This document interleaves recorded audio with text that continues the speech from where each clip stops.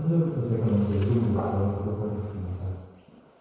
나는 유대인으로 빌리기와 다스에서 났고 이 손에서 자라 가말리엘 문화에서 우리 조상들의 율법이 엄한 교훈을 받았고 오늘 너희 모든 사람처럼 하나님께 일하여 열심히 일하자. 내가 이를 받아 사람을 죽이고 만나를 열받아 오게 되는 이에 대제사장과 모든 장로들이 내 증인이다. 또 내가 그들에게서 단색 형제들에게 가는 공문을 받아가지고 거기 있는 자들도 결박하여 예루살렘으로 끌어다가 형벌을 받게 하려고 가더니 하나님 말씀에 가까이 사실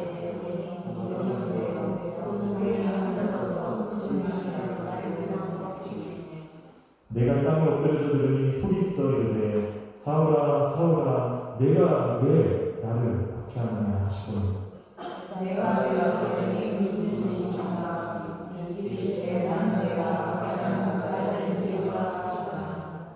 나와 함께 있는 사람들이 빛을 보면서도 나에게 말씀하시는 이 소리는 듣지 못하더라. 내가 이르되 죽어서 살아라 주께서 이르시되 일어나 다시 걸어가라. 내가 야외 모든 것을 거기서 누가 여기니라 하시거늘. 나는 그 빛을 본체로 말미암아 볼 수 없게 되었으므로 나와 함께 있는 사람들이 손에 끌려 다메섹에 들어갔더라. 물건에 따라 가나안에서 거기서 모든 유대인에게 칭찬하는 나라라. 내게와 곁에 서서 말하되 형제 사울아 다시 보라 하거늘 즉시 그를 쳐다보았노라. 과연 그리스도로 나는 우리 내 세에서 거릴 자가 없어져 내가 너희를 구하고 그가 또 이르되 우리 조상들이 하나님이 너를 택하여 너로 하여금 자기 뜻을 알게 하시며 그 의인을 보게 하시고 그 입에서 나오는 음성을 듣게 하셨으니 함께 읽겠습니다. 내가 그를 위하여 모든 사람 앞에서 내가 보고 들은 것을 증인이 되리라. 아멘. 5월은 가정의 달입니다. 어린이날, 어버이날, 그리고 얼마 전에 스승의 날이 있어요. 가정은 세대와 세대가 이어지는 공간입니다. 할아버지 세대, 할머니 세대, 그리고 또 부모님의 세대, 그리고 자녀들의 세대, 그리고 또 증손자들 세대. 이렇게 윗세대들이 경험과 통찰이 아랫세대에게 귀감과 교훈, 그리고 제육세대에 전달되는 공간이 바로 가정인 것이죠. 그 먼저 세대의 경험과 통찰이 바로 믿음이어서 신앙의 도전, 그리고 하나님과의 깊은 동행에 관한 것이라면 그런 가정 안에서 나누는 실로 다음 세대들, 젊은 세대, 어린 세대들에게 말로 말할 수 없는 큰 복과 영적 자산이 될 것을 믿습니다.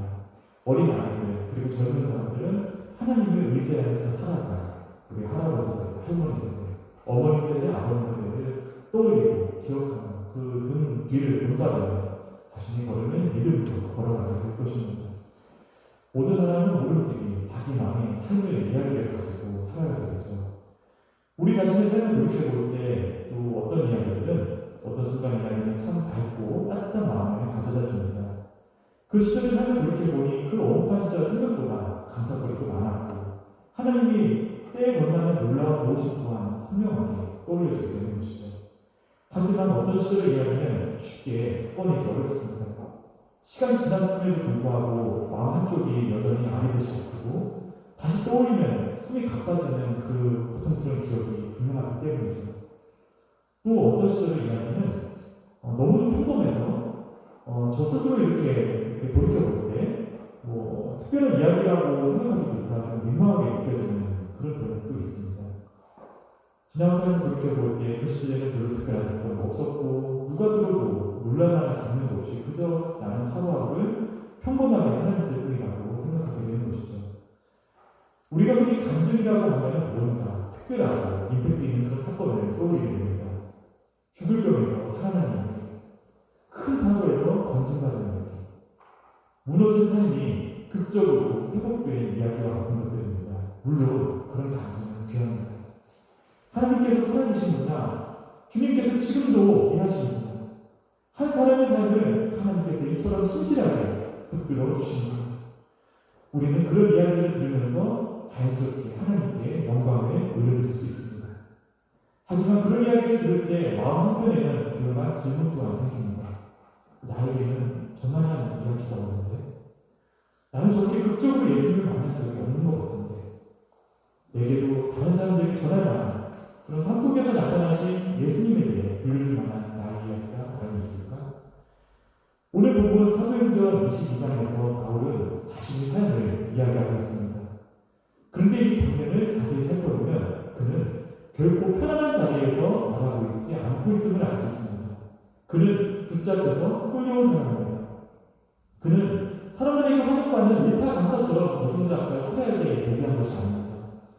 여러 성도들 앞에서 존경과 기대, 환호를 받는 부흥집회 자리에 서 있는 것도 아닙니다. 그는 붙잡혔습니다. 사람들은 그를 죽이려 했고 그를 둘러싼 무리들의 수고는 거칠었습니다. 그 이후는 지쳐 있었을 것이고 마음에는 긴장이 흐르고 있었을 것입니다. 그런데 바로 그 자리에서 바울은 말할 기회를 얻고 자기 민족, 자기 백성의 언어로 자기 이야기를 시작하고 있는 것입니다. 그는 자신이 자랑스러운 배경만을 언급하지 않습니다. 예수 믿는 사람들을 박해했고 사람들을 결박하여 옥에 넣었던 일들을 말하고 있는 것입니다. 그가 꺼낸 이야기는 성공담이 아니었습니다. 바울은 자신이 유대인을 태어났고 당대의 명문인 가말리엘의 문화에서 율법이 훌륭한 엄격한 교훈을 받고 하나님께 열심히 있던 사람이라고 자신을 고백합니다. 하지만 그는 거기에서 멈추지 않습니다. 그는 자신이 어두운 과거까지도 말합니다. 나는 예수님에 대한 가르침을 박해하여 사람을 죽이기까지 했고 남들을 결박해서 옥에 넘겼습니다. 복음을 따르는 사람으로서 고백하기 쉬운 이야기가 아닙니다. 어떻게든 감추고 싶은 이야기를 같습니다. 하지만 바울은 숨기지 않습니다. 바울은 자기 어둠을 말함으로써 그 자신의 그 어둠 속으로 찾아오신 예수님을 드러내고자 하는 것입니다. 간증은 내가 얼마나 대단한 사람인지 말하는 시간이 아닌 것이죠. 간증은 나는 이런 사람이었지만 이거밖에 안 되는 사람이었지만 그러나 그럼에도 불구하고 주님께서 나를 만나주셨습니다라고 고백하는 일인 것입니다. 간증은 사건의 크기로 결정되지 않습니다. 얼마나 극적인 이야기인가로 결정되지 않는 것입니다. 간증의 중심은 이것입니다. 바로 예수님께서 나를 어떻게 만나주셨는가, 내 삶의 주인이 어떻게 예수님으로 변화되었는가, 나의 삶이 어떻게 예수님이 은혜 안으로 들어가게 되었는가라는 것입니다. 바울의 회심은 분명 극적이었습니다. 다메섹으로 핍박하러 가는 길에 하늘로부터 큰 빛을 보았고 그 시로 땅에 엎드려졌고 주님의 음성을 들었습니다. 사울아 사울아 내가 어찌하여 나를 박해하느냐. 바울이 묻습니다. 주님 당신 누구십니까? 주님께서 말씀하십니다. 나는 내가 박해하는 나사렛 예수다. 그러나 오늘 본문 바울 간증의 핵심은 바로 이 초자연적인 빛과 하늘로부터의 음성이 아닙니다. 그 핵심은 바로 예수님께서 바울의 삶에 찾아오셨다는 사실인 것입니다. 바울은 주님을 찾으러 가던 사람이 아니었습니다. 오히려 주님을 대적하러 가고 있었습니다. 예수 믿는 사람들을 잡으러 가고 있었던 것이죠. 그런데 바로 그 주님의 전쟁을 반대하는 그 길 위에 예수님께서 직접 찾아오신 것입니다. 그러므로 오늘 본문 바울의 간증이 전하는 메시지는 분명한 것입니다. 내가 먼저 주님을 찾아간 것이 아닙니다. 주님께서 나를 먼저 찾아오셨습니다. 내가 주님을 붙든 것이 아닙니다. 주님께서 나를 붙들어 주셨습니다. 내가 주님께 돌아갈 준비가 되어 있었던 것이 아닙니다. 주님께서 당신이 거역하던 내 걸음을 막으시고 내 이름을 불러주셨습니다. 바울처럼 하나님을 대적하다가 하나님이 계획을 경험한 사람들처럼 간증할 수 있지만 한편으로 바울의 제자인 디모데처럼 조용히 믿음 안에서 착실하게 성장한 사람 또한 분명히 간증할 수 있음을 봅니다. 바울과는 달리 디모데에게는 어머니 유니게의 이름, 아름다운 승리라는 것이 이름이죠. 그리고 외할머니 로이스의 믿음이 있었습니다. 어린 때부터 들은 성경 말씀이 있었고 그 가운데 어린 시절부터 그의 신경 속에 스며든 은혜가 있었죠. 바울의 이야기가 급류처럼 휘말려온 그런 놀라운 은혜라면 디모데의 이야기는 땅속 깊이 스며든 이슬 같은 은혜라고 할 수 있습니다. 바울의 이야기가 번개처럼 찾아오느냐면 디모데 이야기는 새벽에 밝아오던 동이 뜨듯이 천천히 밝아져 은혜인 것이죠. 방식은 다르지만 둘 다 소중한 은혜인 것입니다. 그러므로 우리가 예수님께 소망을 두고 하루하루를 살아가고 있다면 우리는 결국 우리 자신의 이야기를 하찮게 여겨서는 안 될 것입니다. 나는 특별한 가진 거리가 없습니다 라고 너무 빨리 결론을 내려서는 안 될 것입니다. 한 주 동안 수많은 우여곡절과 사건에도 불구하고 오늘 이 예배의 자리에 앉아있을 수 있다는 것, 말씀을 접할 수 있다는 것, 예수님의 이름을 부르고 있다는 것, 삶의 자리에서 낙담하고 실망하며 넘어졌을지라도 다시 주님 앞에 나와서 마음을 드리고 있다는 것, 너무 지친 마음에 기도를 포기하고 싶었지만 다시 주님하고 부를 수 있다는 것, 그 모든 작은 모습들이 바로 소중한 하나님이 이야기이기 때문입니다. 우리는 때때로 이렇게 생각하고 말하고 합니다. 그냥 그 상황에서 예수님이 믿어졌습니다. 근데 이 말은 결코 작은 고백이 아닙니다. 죄인의 마음이 하나님을 믿는 것이 그냥 되어지는 일일까요? 자기 뜻대로 살고 싶어서 애를 쓰는 우리 같은 사람이 예수님을 주님으로 고백하는 것이 과연 쉬운 일일까요? 눈에 보이는 세상을 붙들고 살던 사람이 보이지 않는 하나님 나라의 영광을 소망하게 되는 것이 그저 작은 일일까요? 아닙니다. 그것은 바로 성령님의 역사입니다. 성령께서 우리의 굳은 마음을 바라보시고 그 낙담하고 불평하고 속상해하는 우리의 그 굳고 완악한 마음을 갈아엎어주신 것입니다. 십자가의 복음을 더 이상 나오는 상관없는 저 다른 사람들 이야기도 듣지 않도록 하신 것입니다. 어느 날 예배 속에서 예수님께서 나를 위해 죽으셨구나. 주님께서 나를 사랑하셨구나. 나도 이제 주님을 따라 살고 싶다는 고백이 나오게끔 이끌어주신 것입니다. 어떤 분이 이야기를 이렇게 시작할 수 있습니다. 저는 모태신앙이었습니다. 남에서부터 부모님을 따라 교회에 이렇게 나왔다는 이야기는 어쩌면 지극히 평범하게 들릴 수 있습니다. 하지만 그 안에도 하나님의 놀라운 섭리가 숨어 있습니다. 내가 태어나기도 전에 누군가가 나를 위해 기도했다는 것입니다. 내가 아무것도 모를 때 누군가 내 손을 붙잡고 예배당으로 데려왔다는 이야기입니다. 내가 말씀의 뜻을 심지어 한글도 다 이해하지 못했을 때 주님을 높이는 찬양의 소리가 내 귀에 들어왔다는 것입니다. 내가 하나님을 찾기 전부터 하나님께서는 이미 내 주변에 믿음의 사람들을 예비하셨다는 이야기인 것입니다. 또한 어떤 분은 이렇게 고백할 수 있을 것입니다. 저는 오랫동안 교회 다녔지만 정말 예수님을 인격적으로 만났다고 말하기는 어려웠습니다. 하지만 이 고백 또한 소중한 간증입니다. 하나님 우리를 참된 믿음의 자리로 이끌어내시고 성숙시키도록 이끌어주신 분이시기 때문입니다.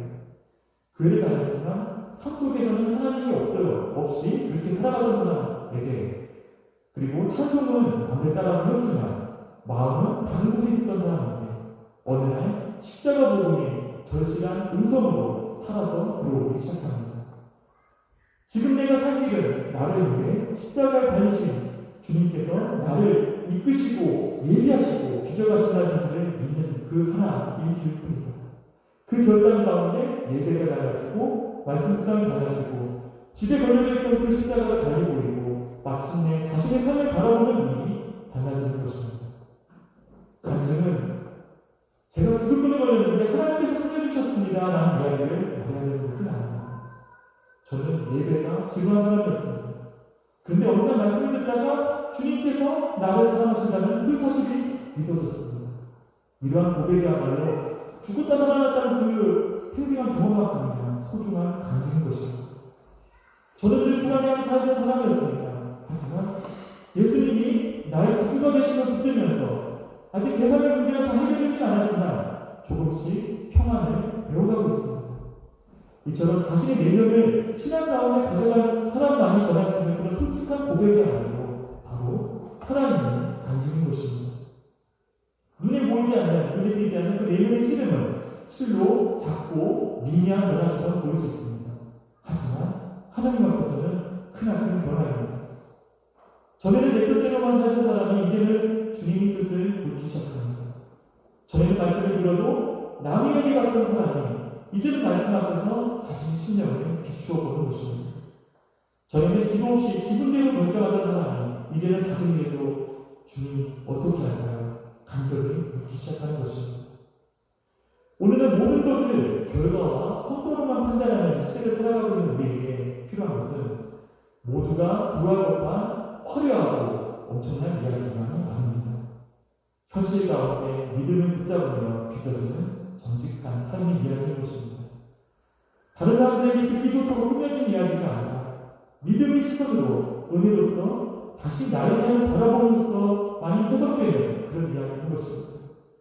사람들을 깜짝 놀라게 하는 그런 이야기가 아니라 예수님이 아니고는 도저히 설명되지 않는 그 순간을 나누는 이야기인 것입니다. 하나님은 우리 평범한 삶에도 이처럼 다른 이들에게 그리고 가정 안에서 다음 세대들에게 들려줄 이야기를 지금도 만들어가고 계십니다. 하나님께서는 우리 상처와 한계 속에서도 일하십니다. 사람에게 누구나 말하기 어려운 상처가 있습니다. 어떤 이에게는 몸의 상처가 있고 수술 때문에 또 누군가에는 마음의 상처가 있습니다. 또 다른 이들은 인간관계 안에서 혹은 생계에서의 상처가 있습니다. 오래된 질병, 쉽게 낫지 않는 통증들, 가족에게 들었던 좀처럼 잊혀지지 않는 그 기수 같은 말들, 믿었던 사람에게 받은 배신, 진로의 좌절, 가정 안에서 감당해야 하는 무게들, 기도했지만 아직 열리지 않는 그런 진로의 문제들이 우리 앞에 놓여있을 수 있습니다. 사실 우리는 이런 상처를 가급적 숨기고 싶어합니다. 혹은 잊어버리고 싶어합니다. 하지만 성경은 상처를 무시하거나 가볍게 다루지 않습니다. 믿음은 아프지 않는 척하는 것이 아닙니다. 고난당하는 사람 앞에서 너무 빠르게 이것도 은혜요라고 말하는 것은 어쩌면 또 하나의 상처가 될 수도 있습니다. 사고는 사고이고 고통은 고통이고 눈물은 눈물인 것입니다. 하지만 하나님께서는 그 온전한 고난의 자리를 계속 고난의 채로 비워두지 않으시는 분임을 믿습니다. 하나님께서는 사고를 선이라고 부르시는 분이 아니시지만 그 사고의 경신 안에도 찾아오시는 분이시기 때문입니다. 어린 시절 저는 큰 교통사고를 당했습니다. 낮술을 먹고 음주운전을 하던 그런 트럭에 공고 트럭이었습니다. 뒷 범퍼가 그 좌석버스에 부딪혀서 인도 위를 시외버스가 덮쳤습니다. 그 운전석 쪽의 앞바퀴에 저희 왼쪽다리가 잘렸고 뼈가 부러졌고 응급수술을 받아야 했습니다. 사실 병원까지 실려간 것이 기적이었습니다. 왜냐하면 먼저 앰뷸런스 응급수장도 없이 그냥 추격이 계속되는 상황이기 때문이죠. 어버이날이 돌아와서 이렇게 생각해봤을 때 아마 선친부와 또 어머니께는 아마 그 시간이 큰 고통 시간이었을 것입니다. 사실 내색하지는 않았지만 저 또한 그때 병실에서의 그 10개월의 순간들이 지금도 토막토막 생생하게 기억이 납니다. 그 병실 안에서 어떤 아저씨가 무슨 말을 했던 것들, 그리고 TV가 아니었죠. 그때는 이제 테이프 같은 거 틀어줬어요. 근데 그 테이프에 이제 이렇게 머리에 일자로 검은 옷을 딱 붙이고 있는 수납집 여사라는 분이 있었고, 또 신영애 씨가 이제 연기를 했던 그 무베네라는 그 어떤 그런 것을 이제 이 테이프, 카세트 테이프에 들어서 이렇게 경례를 듣고 있으면은 그것도 기억을 했다가 이동실 저동실 다니면서 얘기를 들려주고 그렇게 이야기 들으면서 했던 기억이 납니다. 지금도 그 내용들이 순간순간 기억이 나는데 사실은 그 정도까지 생생하게 그 아픈 순간들을 기억하는 틀을 내면 부모님께서 속상하실까봐 그냥 다 잊어버린 척 이해하지 않는 그런 기억들이 아직 마음속에 그대로 남아있습니다. 하지만 제가 누워있던 그 병실에 복음이 찾아온 것입니다.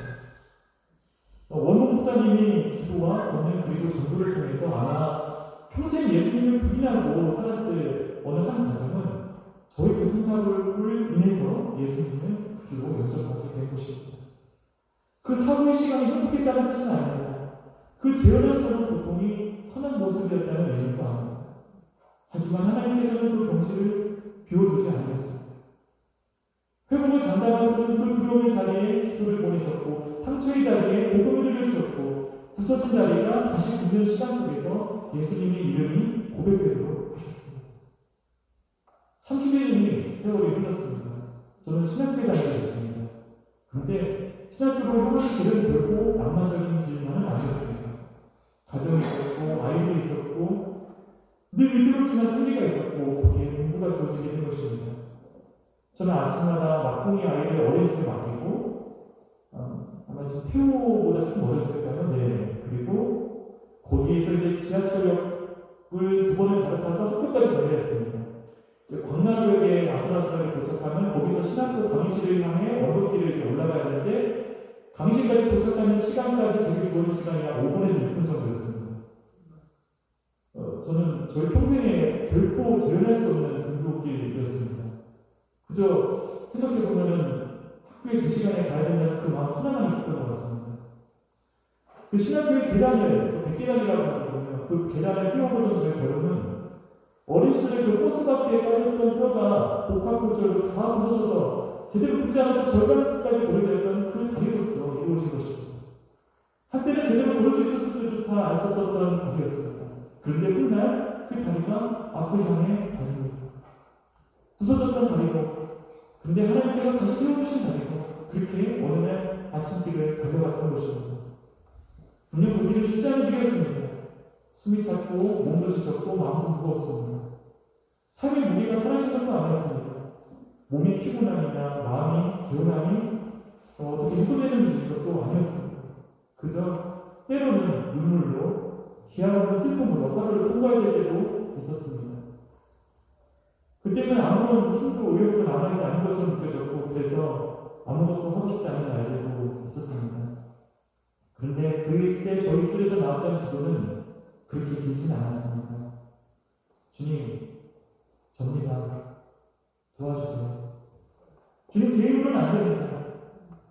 제 힘으로 여기까지 해봅니다. 저를 붙들어 주셔야 합니다. 가장 절박한 순간에 우리의 기도는 짧아집니다.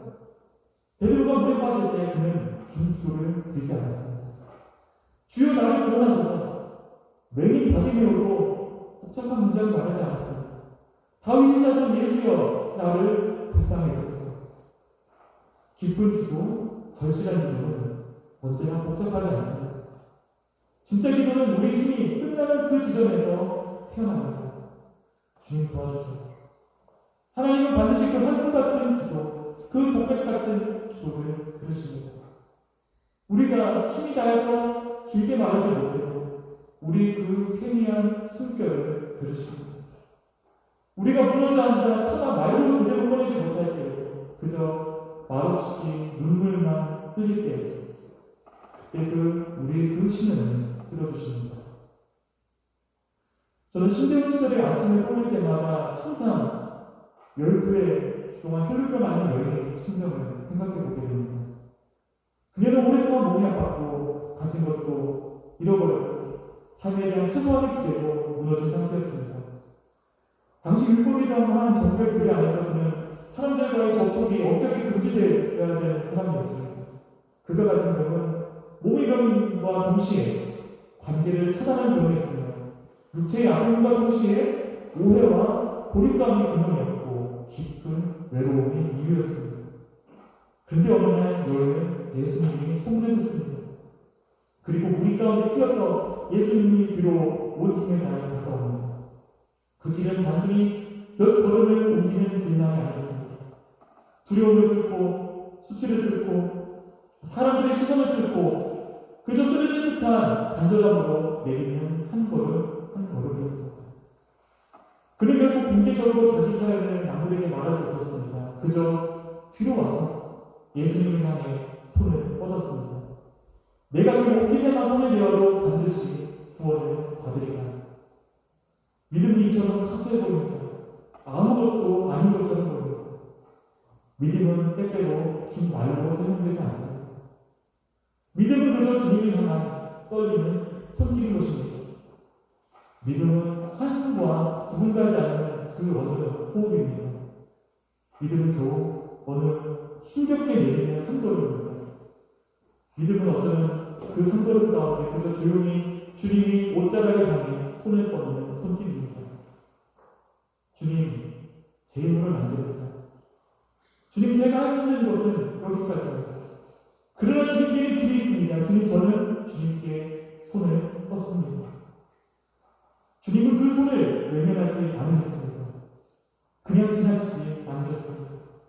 수많은 사람들이 예수님의 에워싼 채 밀고 당기고 있었습니다. 객관적으로 보면 그 여인의 손길은 그 많은 접촉들 가운데 하나였을지 모릅니다. 하지만 예수님은 아셨습니다. 예수님께서는 그 손길 안에 담긴 하나님 마음,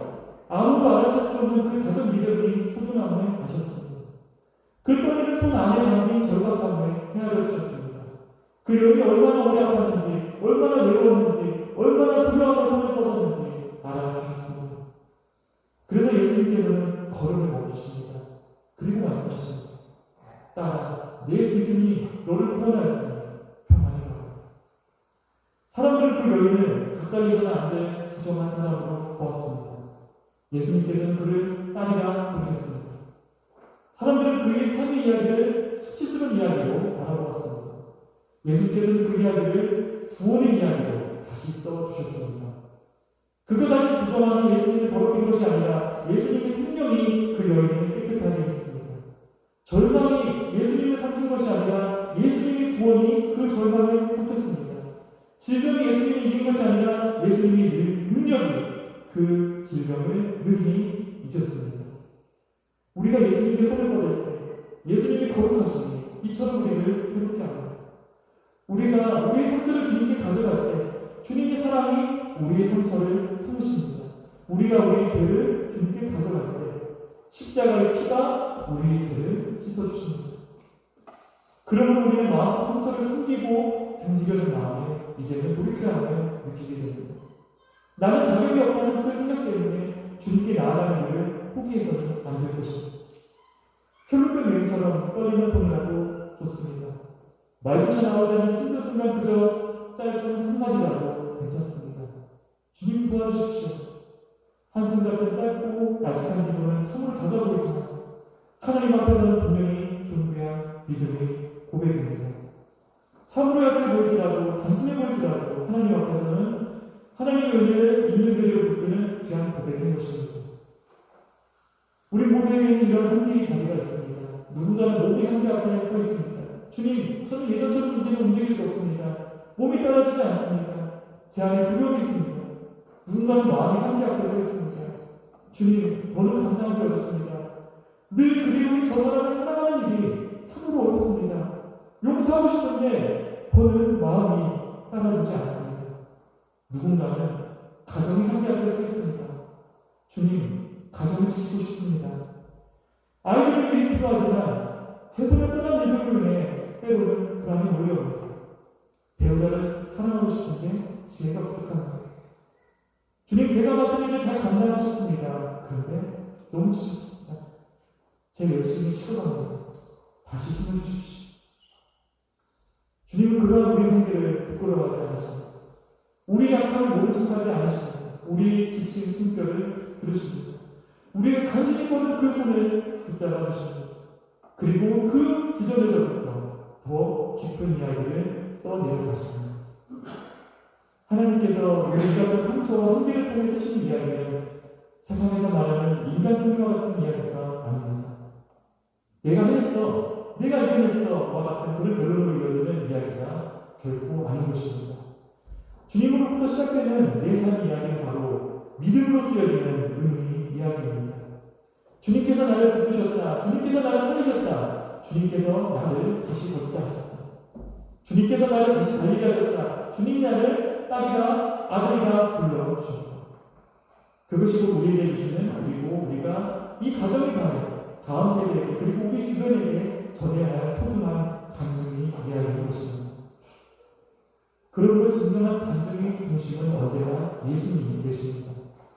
간증은 내가 얼마나 힘든 일을 겪었는지, 얼마나 잘 버텼는지, 얼마나 멀리 힘껏 달렸는지를 남들에게 알리는 시간이 아닙니다. 그 모든 시간 속에서 예수님께서 어떻게 나를 붙드셨는지를 증언하는 이야기인 것입니다. 만약 우리가 이런 초점을 놓치게 된다면 우리의 간증 또한 묘해질 수 있습니다. 간증이나 이유로 자기 자랑을 할 수 있기 때문이죠. 내가 이렇게 고생했습니다. 내가 이렇게 즐겁게 판단해서 잘 대처해서 이겨냈습니다. 내가 이런 상황에도 불구하고 이렇게 살았습니다. 물론 우리는 예수님을 전하기 위해서 주님께 영광을 올리기 위해서 우리 이야기를 말해야 할 것입니다. 하지만 그 모든 이야기의 결론은 예수님께로 가야 할 것입니다. 내가 힘들었어요 해서 끝나는 것은 간증이 아닙니다. 그때 주님께서 나를 붙드셨습니다가 붙어요. 나는 그때 상처받았습니다 해서 끝나면 절반만 이야기할 것입니다. 그 상처의 자리에도 주님은 찾아오셨습니다까지 고백되어져야 합니다. 내가 아픈 마음에 걸렸습니다 해서 끝나면 그냥 인간 쓴 이야기일 뿐입니다. 제가 달린 줄 알았는데 돌이켜보니 주님께서 제 걸음을 넘어지지 않게 하셨습니다까지 고백되어야 할 것입니다. 바울이라는 교회가 같습니다. 그는 자기 경력이 많았습니다. 그리고 교회를 뜻밖했던 자기의 어두운 모습을 말했죠. 하지만 그 이야기는 바울에게서 끝나지 않습니다. 바울이 정말 말하고 싶은 것은 바로 이것이었습니다. 나는 예수님을 대적했던 사람이었습니다. 그런데 예수님께서 나를 만나 주셨습니다. 예수님은 나를 버리지 않으셨습니다. 예수님께서 아무 자격 없던 내 이름을 부르셨습니다. 바울의 이야기는 바울이 대단함을 말하는 자리가 아니었습니다. 예수님의 은혜를 말하는 이야기였습니다. 바울의 과거가 어두울수록 예수님의 은혜는 더욱더 선명하게 밝게 드러나게 되는 것입니다. 바울의 확신이 잘못되어 있었을수록 그를 향한 예수님의 부르심은 더욱더 놀랍게 들리는 것입니다. 예수님을 만난 뒤 바울의 질문도 바뀝니다. 그는 이제 먼저 묻습니다. 주님 누구십니까? 그리고 또 묻습니다. 주님 무엇을 해야 할까요? 이것은 사기의 주인이 바뀐 사람의 질문입니다. 저는 내가 무엇을 원하고 있지? 내가 어떻게 내 계획을 이룰까라고 물었다면 이제는 주님 제가 무엇을 하겠까? 제 삶을 어떻게 드리릴까라고 묻게 되는 것입니다. 예수님을 믿는다는 것은 내 삶에 교훈이나 윤리지침 하나를 더하는 것이 아닙니다. 내 인생의 주인이 바뀌는 것입니다. 내 이야기가 예수님 이야기 안으로 접붙임 되어서 들어가는 것입니다. 이제 내 시간도, 내 상처도, 내 회복도, 내가 받은 은혜도 나 혼자 가는 것이 아닙니다. 하나님께서 그것을 통해 누군가에게 복음을 들려주기 원하십니다. 저희 당신도 마찬가지입니다. 어린 시절 사고를 당했는데 현역으로 사고난 지역에서 군생활을 무사히 만기제대할 수 있었습니다. 그래서 끝나면 그것은 흔한 인간승리 이야기일 뿐입니다. 그러나 복음 안에서는 이야기가 달라지죠. 부서진 다리 시간에도 주님을 찾아오셨고 도저히 저는 달릴 수 없을 때마다 주님께서 그날 말을 붙들어 주셨습니다. 주어가 바뀌었고 처음에는 내가 달려야 했지만 은혜 안에서 인도하시는 성령 안에서 보면 바로 주님이 나를 신실하게 붙들어 주셨습니다가 되는 것입니다. 우리 삶의 해석도 바뀌어야 합니다. 예전에는 억울함, 고통, 상처라고만 생각했던 영역이 이제는 내가 주님을 만나게 된 시간으로 다시금 바라보아집니다. 예전에는 아무도 무가치한 실패라고만 생각했던 그 시간은 나의 교만이 주님 안에서 꺾인 자리로 내리기 시작합니다. 예전에는 무가치하고 무의미한 반복이라 여겼던 나의 일상이 겸손과 충성의 훈련으로 믿어지는 것입니다. 예전에 겨우겨우 버티는 시간이라고 생각했지만 주님 안에서 다시 보면 그 시간은 주님이 나를 신실하게 떠받치시는 시간이었습니다. 우리는 복음이 증인입니다. 증인은 모든 것을 다 아는 사람이 아닙니다. 신학의 통달에서 모든 성경적 질문에 유창하게 답을 할 수 있어야 증인이 되는 것이 아닙니다. 증인은 자기가 본 것과 들은 것을 꾸미지 않고 말할 수 있는 사람입니다. 저는 이러이러한 사람이었지만 주님께서 저를 만나주셨습니다. 저는 아직도 부족하지만 주님이 그런 저를 붙들고 이야기를 써내려가고 계십니다.